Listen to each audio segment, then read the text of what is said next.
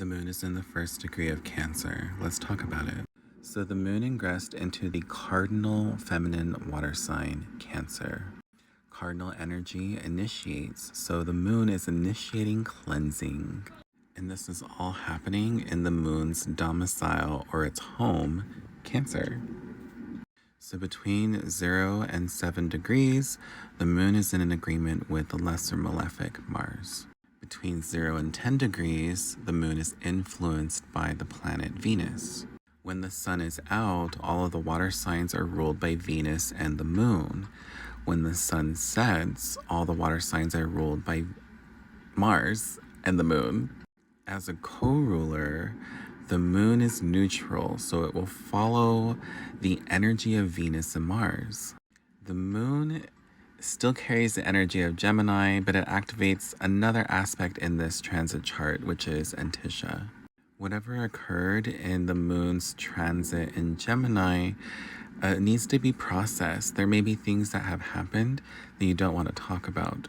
There may be shadows and shadow work that needs to be done to clear this energy. The contra Antisha of the moon in Cancer is Sagittarius.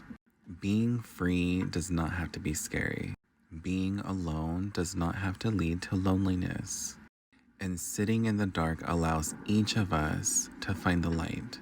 This also activates Gate 15, Line 2 in the I Ching and Human Design. This is the gate of humanity being relatable to everything and everyone on the planet right now. And this energy shows up in the G center, otherwise known as the self-identity center or the liver. At a low vibration, this can feel like emptiness and extremism with an overhead feeling of dullness.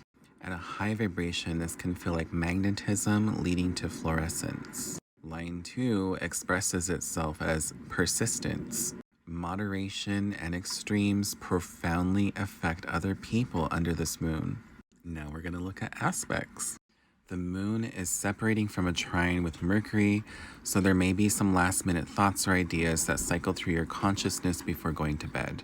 Write it down, save it for tomorrow. There's also a separating trine with Saturn. You may be writing a high from your day. Just remember that not every moment of your life has to feel good. That makes those extra special moments amazing. The moon is applying pressure to Uranus in a semi-square. Tension may arise, especially to create drastic changes. The moon relieves pressure from Pluto, so if you had any transformations recently, what did you learn? How did you get through it? I hope you learned how strong you truly are.